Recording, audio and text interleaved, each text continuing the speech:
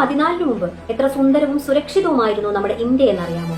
2008 2 ലക്ഷം കോടിയുടെ 2G spectrum അഴിമതി, 2009 1.86 ലക്ഷം കോടിയുടെ കൽക്കരി അഴിമതി, 2010 70,000 കോടിയുടെ കോമൺവെൽത്ത് ഗെയിംസ് അഴിമതി, 360 കോടിയുടെ അഗസ്റ്റ്യ ഹെലികോപ്റ്റർ അഴിമതി, ആദർശ് ഹൗസിംഗ് സൊസൈറ്റി അഴിമതി, ഇറ്റാലിയൻ മദാമയും മകനും പ്രതിക്കൂട്ടിൽ നിൽക്കുന്ന നാഷണൽ ഹെറാൾഡ് കേസ് സത്യം അഴിമതി, ചെറുതും വലുതുമായ അഴിമതികളുടെ ലിസ്റ്റ് ഇനിയും നീളും. ഇനി രാജ്യസുരക്ഷ, അത് ഗംഭീരമായിരുന്നു.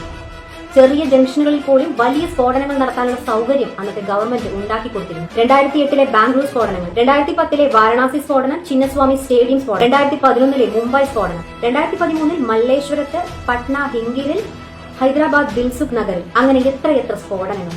എത്ര സുരക്ഷിതമായിരുന്നു എന്റെ രാജ്യം എന്നറിയാമോ? ഈ നാടിനെയാണ് 2014 അധികാരത്തിലേറി നരേന്ദ്രമോദി ഇല്ലാതാക്കിയത്. ആ സുവർണ ഇന്ത്യയാണ് ആ മനുഷ്യൻ നശിപ്പിച്ചത്. പ്രിയപ്പെട്ട ജൻസി, മോദി അധികാരത്തിലേറുമ്പോൾ ഇവിടെ ലക്ഷക്കണക്കിന് ആളുകൾക്ക് കക്കൂസ് പോലും ഇല്ലാതിരുന്നു. എവിടെ ചിന്തിക്കുന്നുവോ അവിടെ ശൗചാലയം എന്ന് നിങ്ങൾ കളിയാക്കി വിളിക്കുന്ന കക്കൂസ് നിർമ്മിക്കാൻ ഒരു പദ്ധതി പ്രഖ്യാപിക്കേണ്ടി വന്ന രാജ്യമാണ് ഇന്ത്യ. വീട്ടിൽ നിന്ന് ഇറങ്ങുമ്പോൾ പേഴ്സ് എടുക്കാൻ മറന്നാലും ജിപേ ചെയ്യാമെന്ന കോൺഫിഡൻസ് നിങ്ങൾക്ക് തന്ന രാജ്യമാണ് ഇന്ത്യ.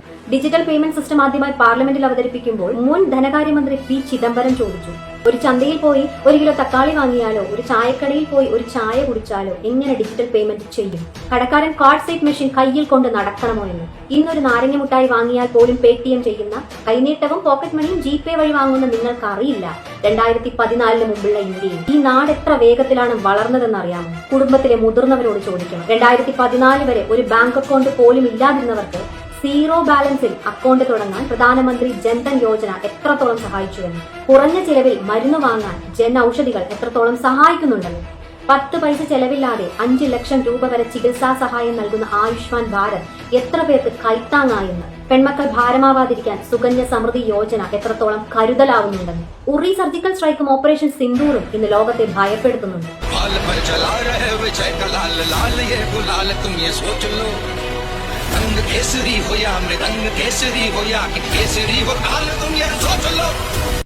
അതിർത്തി ഭേദിച്ചാൽ ഭാരതത്തിലെ ഒരു പൗരനെ തൊട്ടാൽ ഇനി കയ്യും കെട്ടി നോക്കി നിൽക്കില്ല എന്നും അവന്റെയൊക്കെ അണ്ണാക്കിൽ വെച്ച് തന്നെ പൊട്ടിക്കുമെന്നും അവർ പറഞ്ഞു.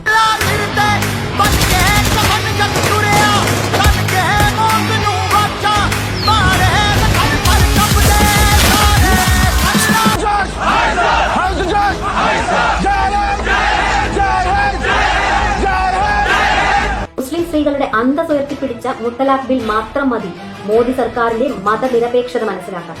ഗംഗ എക്സ്പ്രസ് ഹൈവേ, കാശി വിശ്വനാഥ് ഇടനാഴി, ജമ്മു തുരങ്കം, ചെനാബ് പാലം, Aadhaar linking, FASTag, well maintained എയർപോർട്ടുകളും റെയിൽവേ സ്റ്റേഷനുകളും, വന്ദേ ഭാരത് ട്രെയിനുകൾ, സൗജന്യ റേഷൻ, GST, COVID-19 ലോകം മുഴുവൻ പകച്ചു നിന്നപ്പോൾ ഇന്ത്യയിലെ 140 കോടി ജനങ്ങൾക്ക് സൗജന്യമായി എത്തിച്ച വാക്സിനേഷൻ ലിസ്റ്റ് ഇനിയും നീളും. പ്രിയപ്പെട്ട ജൻസി, നിങ്ങൾക്ക് മാധ്യമങ്ങളും പെയ്ഡ് സോഷ്യൽ മീഡിയ ഹാൻഡിലുകളും വാഴ്ത്തിപ്പാടുന്ന രാഹുൽ ഗാന്ധിയെ അറിയും. അങ്ങേരുടെ കുടുംബം നശിപ്പിച്ച ഇന്ത്യയെ നിങ്ങൾ കണ്ടിട്ടില്ല. ആ ഇന്ത്യയെ അന്ന് സങ്കല്പിക്കാൻ പോലും കഴിയാത്ത സാഹചര്യത്തിൽ നിന്നും ഇന്ന് ആഗോള ശക്തിയാക്കി വളർത്തിയെടുത്തത് നിങ്ങൾ അങ്കിൾ മോദി എന്ന് വിളിക്കുന്ന വ്യക്തി തന്നെയാണ്. CJPക്ക് വേണ്ടി ഡൽഹിയിൽ നിമിഷ നേരം കൊണ്ട് പാഞ്ഞെത്താൻ നിങ്ങൾക്ക് കഴിഞ്ഞത് ഇവിടുത്തെ എയർപോർട്ടും റെയിൽവേ സ്റ്റേഷനുകളും അത്രയധികം വികസിച്ചത് കൊണ്ട് തന്നെയാണ്. 2014 വരെ ഇന്ത്യ ഭരിച്ച കോൺഗ്രസിനോ മറ്റു പ്രതിപക്ഷ പാർട്ടികൾക്കോ കിട്ടാത്ത പ്രശംസ ആഗോള തലത്തിൽ മോദിക്ക് കിട്ടുന്നത് നിങ്ങൾക്ക് വിശ്വസിക്കാൻ കഴിയുന്നില്ലെങ്കിൽ അത് നിങ്ങളുടെ മാത്രം കുഴപ്പമാണ്.